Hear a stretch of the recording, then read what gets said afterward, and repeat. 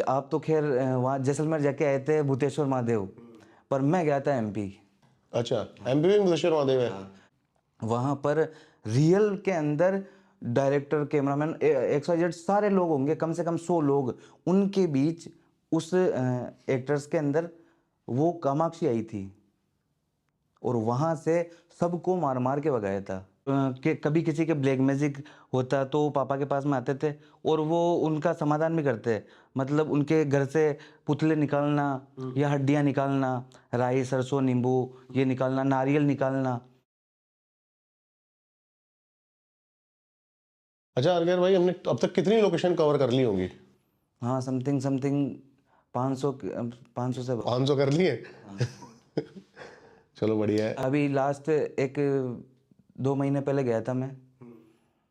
आप तो खैर वहाँ जैसलमेर जाके आए थे भूतेश्वर महादेव, पर मैं गया था एमपी।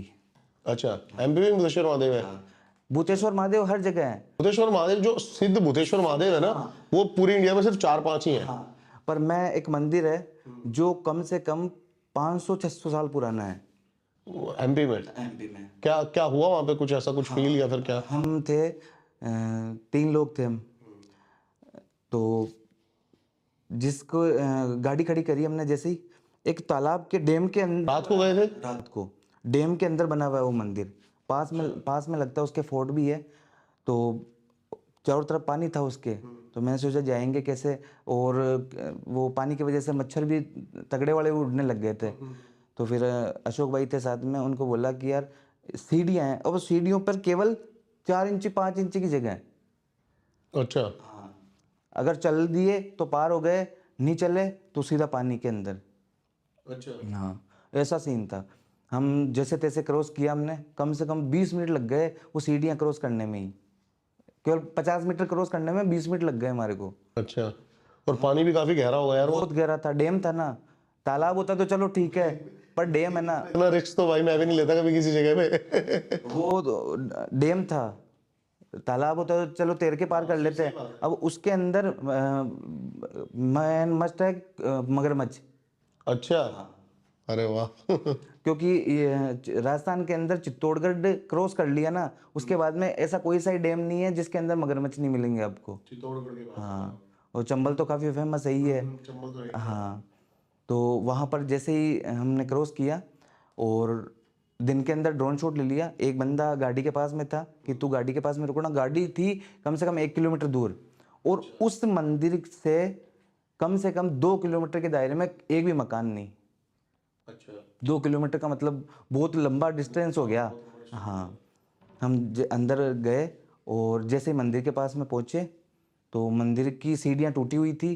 तो अब चढ़ाई भी करनी है, मंदिर पे चढ़ना भी है। मंदिर कम से कम 50 फीट ऊपर पहुँच तो गए। हाँ, बीच के अंदर 50 फीट ऊपर। तो मंदिर में रात को कोई था नहीं वैसे? कोई नहीं, पुजारी भी नहीं? पुजारी क्या, वहाँ पे मूर्ति भी नहीं होगी। हाँ, ये भूतेश्वर महादेव जो मैं गया था ना, वहां पर भी पुजारी को छोड़ के चला गया था। हाँ, तो हम जैसे ही पास में लगता है एक फोर्ट है, वहाँ उसकी सीढ़ियाँ चढ़ी तो एक दूर से एक वो बॉर्न बेबी होता है ना, बॉर्न बेबी कम महीने 2 महीने का, तो उसकी रोने की आवाज़ आई। अच्छा। तो पहले मेरे को लगा यार कुछ अलग ही है, हो सकता है कि आसपास में सीआर भी है, जंगली एरिया है, डैम है, तो किसी की आवाज़ आती होगी। मैंने बोला कैमरा बंद करो। अशोक भाई किसकी आवाज़ आई क्या? कि हाँ। मैं कहा, कैमरा स्टार्ट करो वापस। फिर 2 सीढ़ियाँ और चढ़ी, वो आवाज़ तेज हो गई। मतलब पहले लग रहा था कि 100 मीटर पे आवाज़ है, वो आवाज़ 50 मीटर पे आ गई। अच्छा, मतलब ऐसा लगा कोई पास आ रहा है। हाँ, फिर 2 सीढ़ियाँ और चढ़ी ना, ऐसे लग रहा है कि हमारे आसपास में ही है। भाई मेरे तो उस टाइम दिमाग खराब हो गया। मैं कहा भाई सीन क्या है? अब हम दो यहाँ से दौड़ के भाग के कैसे भी निकलने ना, तो भी नहीं निकल सकते हम, क्योंकि 50 मीटर क्रॉस करने में तो हमारे को 20 मिनट लग गए। हम कहाँ से दौड़ के निकल जाते, और पानी के अंदर गिर गए तो हमारा खेल खत्म। फिर अशोक भाई को बोला वापस धीरे धीरे पीछे उतरो। तो भूतेश्वर महादेव के ऊपर जो मंदिर था, टॉप था, वहां पर एक ब्लैक सी शेडो दिखी, और हाथ के अंदर त्रिशूल तो आई थिंक वो नहीं था, जितना अंधेरे के अंदर मेरे को दिखा। ऊपर चांद की रोशनी थी, उसके पास में एक लकड़ी थी, और बड़ी बड़ी उसकी दाढ़ी, पूरे बाल लंबे लंबे, कैमरा, हाँ कैमरा बंद हो गया था हमारा। कैमरा तो उसी टाइम बंद कर दिया, 30 मिनट के वीडियो थी वो, उसी के अंदर बंद कर दिया। उसके बाद में वो चीज़ दिखी तो अशोक मेरे को नहीं दिखी, क्योंकि मेरी तो आंखों के अंदर वो लाइट आ गई, तो मेरे को तो कुछ दिखता ही नहीं है, शूट पे जाते हैं तो अपने। हाँ, तो अशोक भाई को दिखी भाई ऊपर। फिर मैंने ऊपर देखा, भाई ये क्या सीन है। धीरे धीरे धीरे धीरे पीछे हटे, वो चीज़ में हमारे सामने आके खड़ी हो गई। जहाँ से हम सीढ़ियाँ क्रॉस करके गए थे ना, वहाँ पर आके खड़ी हो गई वो।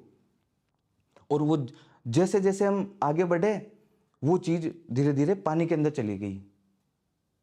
अच्छा। उसके बाद में हम वहाँ से, आंख तो बंद की नहीं हमने, क्योंकि हमारे को क्रॉस होना था। ठीक है, अगर हमारे पास में ऑप्शन होता कि आंख बंद करके यहाँ से निकल जाए, तो हम आंख बंद करके ही निकलते वहाँ से। कितने जने थे तुम? हम 2 लोग। 2 ही जने थे। तो हम वहाँ से निकले, और मतलब कॉन्सेंट्रेट वही था, सीढ़ियों के अंदर क्रॉस होके ऊपर दीवार फांद के और सीधा दूसरी दीवार के ऊपर चढ़ना है, क्योंकि वहाँ पे अलग सा ही सिस्टम है पूरा ही। गेम टाइप की लोकेशन थी वो। जैसे हम पहुँचे तो जो गाड़ी के पास में था, दौड़ते दौड़ते पहुँचे भाई। किसी की आवाज़ आई कि मेरे को तो कुछ नहीं आया, किसी की आवाज़ नहीं आई वो। उसके बाद में हम घर पे पहुँचे, कम से कम 10 दिनों तक मैं शूट पे नहीं गया फिर। अच्छा, उसके बाद ये 2 महीने पहले की बातें हैं। हाँ, 2 महीने पहले की बात है। उसके बाद में बस रात को बस माइंड के अंदर वो चीज़ कि हाँ कुछ तो है, कुछ तो है। और उसी के बाद में जस्ट अभी 5 या 6 दिन हुए होंगे, वापस मेरा अभी मैं शादी में था जयपुर, तो वहाँ पर सो रहा था। तो रात को 5 बजे सोया था, 6 बजे वापस उठ गया। तो बस 1 घंटे का ही सीन था वो। 1 घंटे में ऐसा सपना आया कि वहाँ पर मेरे को वापस जाना है, जहाँ पर वो मंदिर है। अच्छा। हाँ, फिर? सुबह उठते ही अशोक भाई ने बोला, भाई नींद निकाल ली पूरी? मैं, भाई नींद कुछ नहीं आई, और अपने को चलना है वहाँ पर दोबारा? हाँ, बस। और उसके बाद में अभी तक कहीं पे नहीं गया मैं, कोई सी लोकेशन पे। अच्छा, 500 प्लस लोकेशन में कोई एक ऐसी लोकेशन जो दिमाग पे ऐसी मतलब कंप्रेस ही हो गई हो कि मतलब कभी कुछ हो ही नहीं सकता वहां पे? मैंने आपको पहले भी बोला था, अपने पहले भी एक बार पॉडकास्ट हुआ था, तो मैंने बोला था कि आप आओ, मैं आपको लेके चलूँगा एक फोर्ट के अंदर, ओ, कामाख्या। कामाक्षी वाले में। कामाक्षी। कामाक्षी वाले में वो तो खैर मैं तो क्या बताऊं, वो गूगल अपडेट भी है, और उसके ऊपर एक मूवी भी शूट हुई है। जो बाहुबली के अंदर कटप्पा था, वो उस मूवी के अंदर था। वो मूवी का नाम कामाक्षी था, और वो जो रानी थी वो कामाक्षी थी, उस फोर्ट की रानी। अच्छा। वहाँ पर रियल के अंदर डायरेक्टर, कैमरामैन, XYZ सारे लोग होंगे, कम से कम 100 लोग। उनके बीच उस एक्टर्स के अंदर वो कामाक्षी आई थी, और वहां से सबको मार मार के भगाया था। सबको, XYZ सबको मारा था। 9 मंजिल का नौखंडा महल बोलते हैं उसको। 9 मंजिल का महल है वो।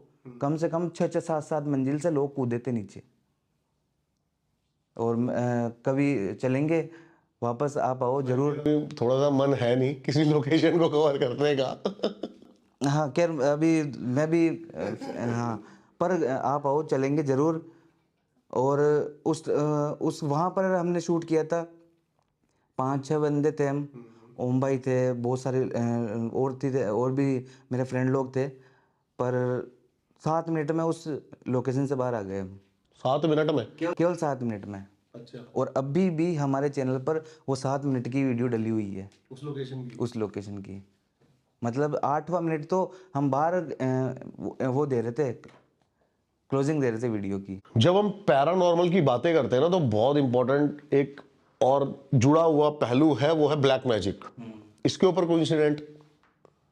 हाँ, ब्लैक मैजिक का वैसे तो बहुत सारे थे, क्योंकि कभी किसी के ब्लैक मैजिक होता तो पापा के पास में आते थे, और वो उनका समाधान भी करते।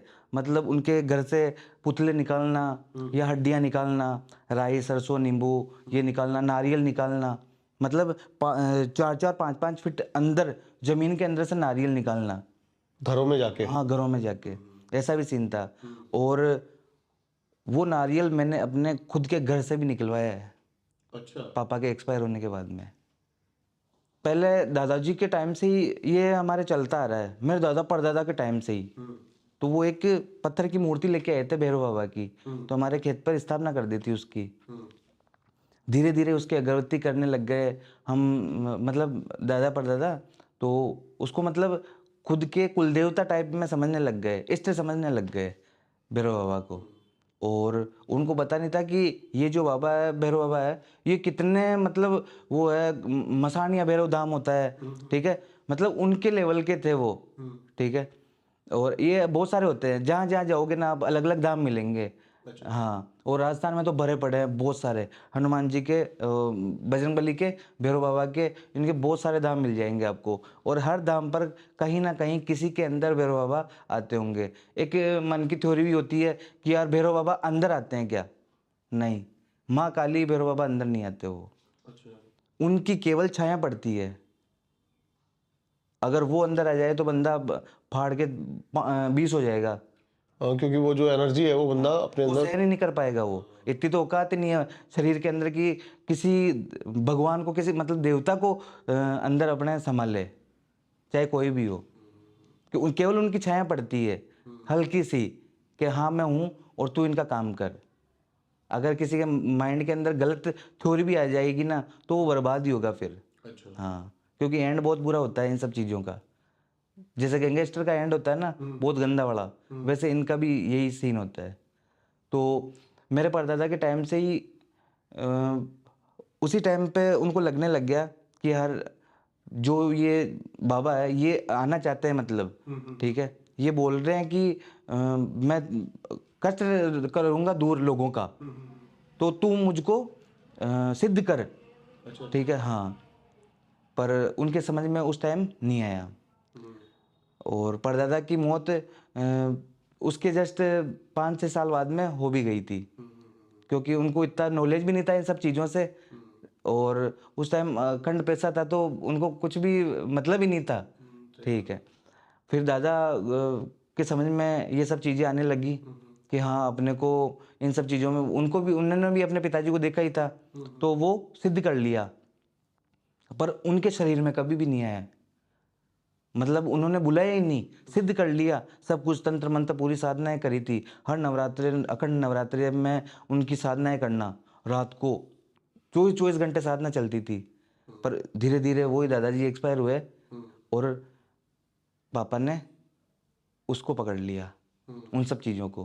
क्योंकि हमारे फैमिली के अंदर या तो किसी ने बोला है या हम मानते हैं कि हमारी फैमिली के अंदर 60 साल से ऊपर कोई नहीं जिया, मतलब 60 साल के ऊपर कोई नहीं निकला।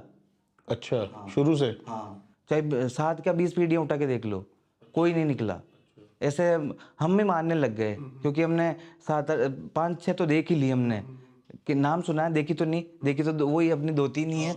हाँ हाँ, तो ऐसा मानने लग गए। तो पापा ने पता किया कि काला जादू, पर रात को पापा आए थे, 2014 के आसपास की बात होगी, 2014 के आसपास की बात होगी। अब आप देखना इसमें डिफरेंस कितना आ गया, साल का कितना डिफरेंस आता है। 2014 के आसपास की बात होगी, वहाँ पर शाम को पापा आए, उनका वो वॉमिटिंग, उल्टी होने लग गई उनको। तो हमारे खुद के समझ में नहीं आया, बिल्कुल सोफी थे, कोई पीना करना कुछ नहीं, आए और ऐसे गले को पकड़ने लग गए वो। तो हमने सोचा क्या समझ में नहीं आ रहा कुछ सीन। तो हमने पूछा कि क्या हो, क्योंकि मेरे पापा के अंदर केवल भैरव बाबा ही नहीं आते थे, मेरे पापा के अंदर मसानिया भैरव भी आते थे, एक पीर बाबा भी आते थे, और ये जो भैरव बाबा है, रक्त्या भैरव नाम है इनका, वो भी आते थे। मेरे दादाजी भी आते थे और मेरे अंकल भी आते थे, और एक अघोरी बाबा भी आते थे। हाँ, कम से कम 7-8 लोग आते थे उनमें, हर सबका अलग अलग डे था। हाँ, पर उस रात मेरे परदादा आए थे। हाँ, और उन्होंने आते ही कुछ बोला नहीं, उन्होंने पानी के लिए बोला कि मेरे को पानी पिलाओ। तो जैसे ही हमने पानी पिलाया ना, तो उन अंदर गया ही नहीं पानी, वो वापस बाहर आ गया और गला पकड़ रहे हो बार बार। तो हमारे समझ में नहीं आया। फिर हमने अगरबत्ती लगाई, हम गांव के अंदर नॉर्मली ऐसा होता रहता है, और हम तो शुरू से ही इन सब चीज़ों में थे, इन सब चीज़ों में थे, तो देखते ही आ रहे हैं।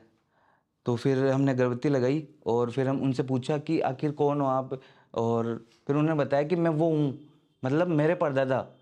हाँ, तो इतने साल कैसे कि मेरे को कोई आई थिंक मुसलमान था कोई, वो मेरे को कच्चा कलवे के रूप में जो बोलते हैं ना, उसके रूप में ले गया मेरे को।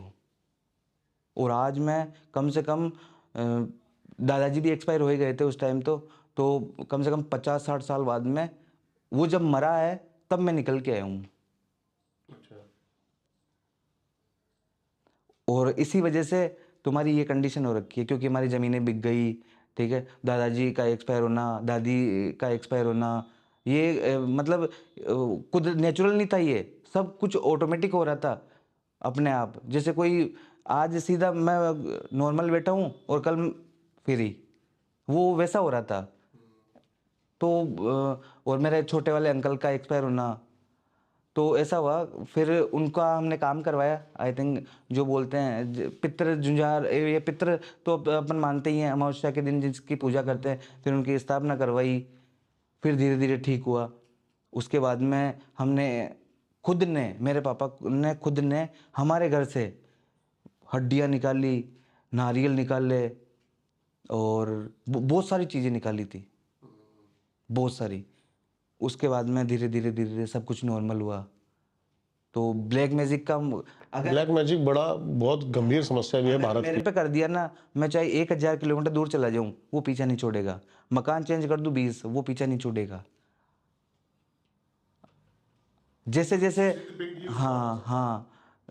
और एक और ये भी होता है, अगर किसी पे अपन ब्लैक मैजिक कर रहे हैं तो जितना उसको दर्द नहीं देगा वो, जितना उसका बुरा नहीं करेगा, उससे ज़्यादा अपना करेगा वो।